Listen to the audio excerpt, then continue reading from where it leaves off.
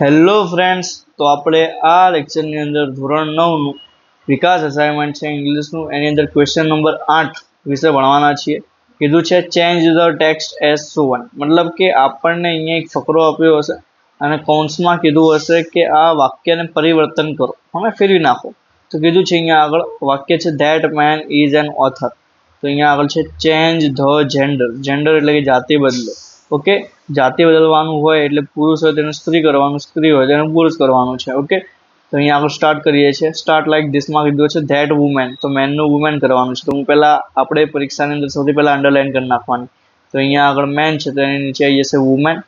Author છે તો ઓથરની નીચે પણ આવી જશે ઓથ્રેસ, કેમ કે અહીંયા પેલો જે પુરુષ છે એ લેખક છે તો એનું અહીંયા કરવાનું છે લેખિકા, એટલે ઓથરની નીચે પણ અંડરલાઇન આવશે. હી છે તો હીનું કરી નાખવું પડશે સી. પછી અ પોએટની નીચે અંડરલાઇન આવશે. હીઝની જગ્યાએ પણ અંડરલાઇન આવશે.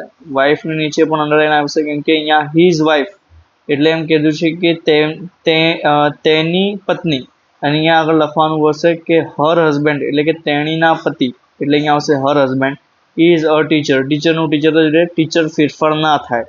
ધે પણ એમનું એમ રહે, હેવ પણ એમનું એમ રહે, ટુ પણ એમનું એમ રહે અને સન્સમાં ફેરવાઈ જશે. તો આજે અંડરલાઇન મેં જેટલી કરી છે એનો જવાબ કંઈક આ પ્રમાણે છે, એ જોઈ લઈએ છીએ અહીંયા આગળ. તો ધેટ વુમેન ઇઝ એન ઓથ્રેસ, અને પેલી જે સ્ત્રી છે એ શું છે, એક લેખિકા છે. She is also a poetess. અહીંયા સ્પેલિંગમાં લખવાનું રહી ગયું છે ઈ ડબલ એસ, અહીંયા ઈ ડબલ એસ આવશે. અને અહીંયા બરોબર નહીં દેખાતું, હું અહીંયા ઉપર લખી દઉં છું. She is also poetess. અહીંયા જે છે હીઝ એની જગ્યાએ થઈ જશે હર. હર હસબેન્ડ તેના જે પતિ છે ઇઝ અ ટીચર, એ પણ ટીચર છે. ધે હેવ ટુ સન્સ, અહીંયા ટુ સન્સ છે, અહીંયા પણ થોડી ભૂલ છે. અહીંયા સન્સનું થઈ જશે ડોટર્સ, DAUGHTERS, ડોટર્સ. કેમ કે છોકરાઓ છે એનું શું કરી નાખવાનું છે, છોકરીઓ. તો અહીંયા આગળ પહેલામાં અહીંયા પોએટેસ, મતલબ કે that woman is an authoress. She is also a poetess. Her husband is a teacher. They have two daughters. Okay, સન્સની ડોટર્સ, અહીંયા ખાલી આ ભૂલ છે. ચલો બીજું જોઈએ.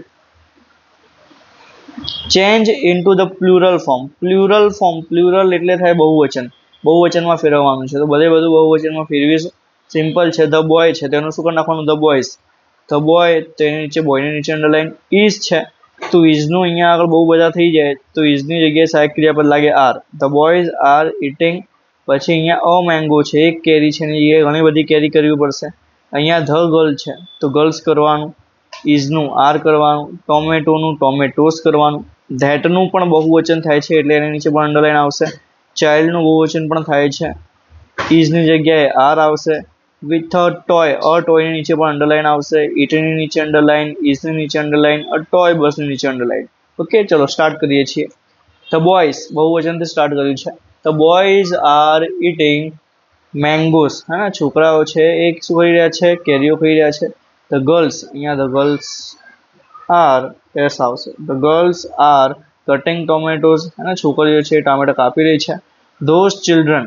ઓકે, ધેટનું બહુવચન શું થઈ ગયું, those children are playing with toys. Okay, a toy છે એની જગ્યાએ ઘણા બધા રમકડા કરી નાખ્યા, છોકરાઓ ઘણા બધા રમકડાથી રમી રહ્યા છે. ઇટનું બહુવચન થઈ જાય ધે, ઇઝનું તો આર, અને ટોય બસની જગ્યાએ લાગી છે ટોય બસીસ.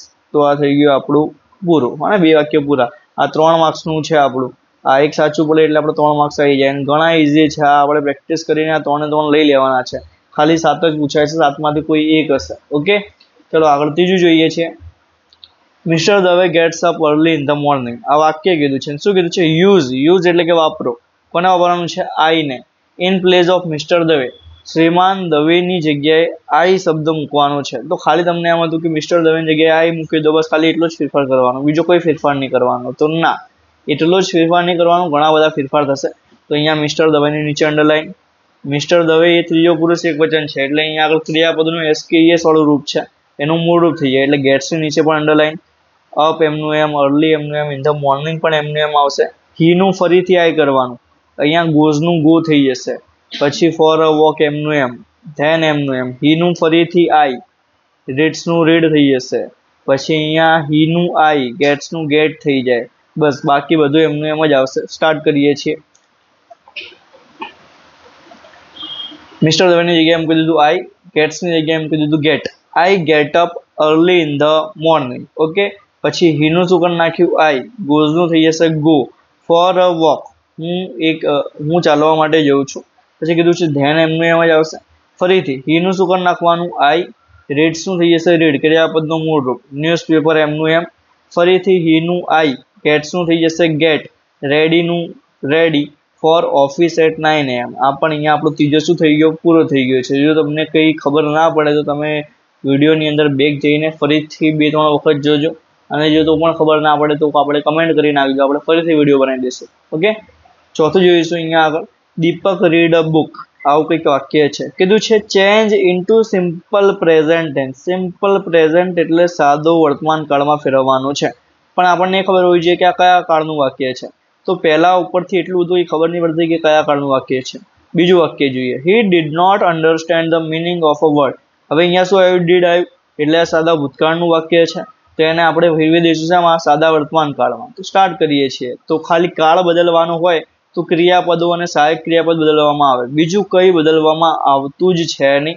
તો સ્ટાર્ટ કરીએ છીએ. અહીંયા આગળ દીપક એમનું એમ, રીડની નીચે અંડરલાઈન, આ બુક એમનું એમ આવશે, હી એમનું એમ, ડીડની નીચે અંડરલાઈન. અહીંયા સહાયક ક્રિયાપદ બદલાય પણ પછી ક્રિયાપદનું મૂળ રૂપ જ હોય એટલે બદલવામાં આવે નહીં. The meaning of a word એમનું એમ, હી એમનું એમ. કુડ પણ બદલાય છે, કુડ એ સહાયક ક્રિયાપદ છે. ઓકે, ભૂતકાળનું સહાયક ક્રિયાપદ છે, એનો વર્તમાનનું સહાયક ક્રિયાપદ હું તમને હમણાં કહું છું. ડિક્શનરી એમનું એમ આવશે, સો એમનું એમ, હી એમનું એમ, ટૂંકની નીચે પણ અંડરલાઈન આવશે, હિઝ ફ્રેન્ડ્સ હેલ્પ. બસ બાકી બધું જેમ છે એમનું એમ જ છે. ચલો સ્ટાર્ટ કરીએ કઈ રીતનું છે. હા ચલો, દીપક રીડ્સ. હા, દીપક ત્રીજો પુરુષ એક વચન એટલે SKES રૂપ લગાડ્યું. દીપક રીડ્સ અ બુક. હી જોડે ડુ માંથી શું લાગે, ડસ. તો he does not understand the meaning of a word. Okay, એમનું એમ ખાલી ડીડનું શું કરી નાખ્યું છે, આપણે ડસ કરી નાખ્યું છે. હી કુડનું વર્તમાન કાળનું રૂપ થાય છે can. He can not find a dictionary. હા, અહીંયા આગળ આપણે શું કરી નાખ્યું, કુડનું કેન કરી નાખ્યું. સો એમનું એમ, હી એમનું એમ, ટૂંકનું થઈ જશે શું થઈ જશે, takes. Takes his friends help. બસ અહીંયા આગળ પણ ચોથો શું થઈ ગયો, આપણો પૂરો થઈ ગયો વાક્ય. પાંચમું જોઈએ છીએ. The old man carries a basket on his head. એક વૃદ્ધ માણસે તેમના માથાની ઉપર એક ટોપલી ઉપાડેલી છે. હવે કીધું છે કે change into simple past. Past એટલે ભૂતકાળ, પણ સિમ્પલ છે એટલે સાદા ભૂતકાળમાં વાક્ય ફેરવવાનું છે. મેં હમણાં જ કીધું કે કાળ બદલવાનું હોય તો ખાલી ક્રિયાપદ અને સહાયક ક્રિયાપદ બદલવામાં આવે, બીજું કંઈ બદલવામાં આવતું છે નહીં. તો જોઈ લઈએ કે શું શું ફેરફાર થશે. ધ ઓલ્ડ મેન એમનું એમ, કેરીઝ નીચે underline, basket on his head એમનું એમ, ઈટ પછી ઇઝ એમનું એમ, ના ઇઝ ની નીચે અંડરલાઈન, ફૂલ ઓફ ફ્રૂટ્સ એમના એમ, ધ મેન એમના એમ, gives ની નીચે underline, some fruits to the children એમના એમ, ધે એમના એમ, ઇટની નીચે અંડરલાઈન. તો ટોટલ 4 વસ્તુ જ ફેરવવાની છે, તો આપણે 3 માર્ક્સ આવી ગયા. અને બહુ ઇઝી છે. ચલો જોઈ લઈએ. તો હા, ધ ઓલ્ડ મેન, કેરીઝ નું થઈ જશે કેરીડ, ખાલી એસ હટાવીને ડી લગાવી દીધું એટલે ભૂતકાળનું થઈ ગયું. The old man carried a basket on his head. It પછી ઇઝ જે હતું એ વર્તમાન હતું, એનું ભૂતકાળ કરીએ તો ઈટ જોડે લાગે was. It was full of fruits. The man gives છે તો એનું ભૂતકાળનું રૂપ થઈ જાય છે gave. The man gave some fruits to the children. They ઇટનું શું થઈ જશે એટ. Ate them happily. ઇટનું ભૂતકાળનું રૂપ છે એટ, અને એટ ધેમ હેપીલી. આ 5મું વાક્ય પણ આપણું પૂરું. 6થું વાક્ય જોઈએ છે કંઈક આ પ્રમાણનું છે. Father reads a newspaper. આવું કંઈક આપ્યું છે, કીધું છે change into present continuous tense. Present તો આપ્યો છે એટલે વર્તમાન તો છે, પણ કેવું છે, કન્ટિન્યુઅસ એટલે ચાલુ વર્તમાન કાળમાં વાક્ય ફેરવવાનું છે. તો ફરીથી કાળ બદલવાનું માટે ક્રિયાપદ જ બદલાય. તો જોઈએ અહીંયા આગળ, ફાધર એમના એમ, રીડ્સની નીચે અંડરલાઈન, પછી મધર એમના એમ, બુક્સની નીચે અંડરલાઈન, ધ ચિલ્ડ્રન એમના એમ, પ્લેની નીચે અંડરલાઈન, રામજી એમના એમ, અને વોટર્સની નીચે અંડરલાઈન આવશે. ઓકે, તો જોઈએ છીએ ચાલુ વર્તમાન કાળમાં જ્યારે વાક્ય ફેરવવામાં આવે તો એની જોડે ક્રિયાપદનું આઈએનજી વાળું રૂપ અને એની આગળ સહાયક ક્રિયાપદ મૂકવામાં આવશે. સ્ટાર્ટ કરીએ છીએ. અહીંયા લખેલું છે, જોઈ શકો છો તમે લોકો કે ફાધર એક વચન છે એટલે શું મૂકીશું, ઇઝ. ફાધર ઇઝ, રીડનું શું થઈ ગયું, રીડિંગ, એસ હટાવીને ING. Father is reading a newspaper. પછી લખીશું મધર. તો મમ્મી પણ એકવચન છે એટલે mother is cooking. The children બહુવચનમાં આવે એટલે the children are playing in the garden. Ramji એકવચન છે એટલે ઇઝ. વોટર્સનું થઈ ગયું વોટરિંગ ધ પ્લાન્ટ્સ. ઓકે, સાતમું જોઈએ છીએ. સાતમું કંઈક આ પ્રમાણે છે. The teacher is telling a story. તો change into past continuous tense. Past continuous એટલે શું? ચાલુ ભૂતકાળ. કન્ટિન્યુઅસ એટલે ચાલુ અને પાસ્ટ એટલે ભૂતકાળ. ચાલુ ભૂતકાળમાં વાક્ય ફેરવો. તો અહીંયા ચાલુ ભૂતકાળમાં ફેરવવાનું છે. તો વાક્ય કયું છે? ચાલુ વર્તમાન કાળમાં. મતલબ કે આઈએનજી વાળું રૂપ તો છે જ. તો શું બદલવાનું? ખાલી સહાયક ક્રિયાપદ. હે ને? તો સહાયક ક્રિયાપદ બદલવા માટે ધ ટીચર જોડે જે ઇઝ છે એની નીચે અંડરલાઈન. ધ ચિલ્ડ્રનમાં આર છે એની નીચે અંડરલાઈન. પછી રોહન છે એની પછી જે ઇઝ છે એની નીચે અંડરલાઈન. હી ઇઝ, આમાં પણ જે ઇઝ છે ખાલી સહાયક ક્રિયાપદ. 4 સહાયક ક્રિયાપદ બદલો અને 3 માર્ક્સ લઈ જાઓ. બસ એટલું ઇઝી છે. તો સ્ટાર્ટ કરીએ છીએ.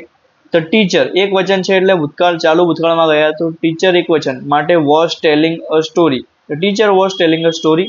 ધ ચિલ્ડ્રન બહુવચન છે એટલે આરનું થઈ ગયું were. The children were listening to her. But Rohan ઇઝનું શું કરી નાખ્યું? Was. But Rohan was getting bored. He ઇઝની જગ્યાએ ફરીથી શું થઈ ગયું? હી જોડે શું લાગે? Was. He was thinking of playing cricket. તે છે એ ક્રિકેટ વિશે વિચારી રહ્યો છે.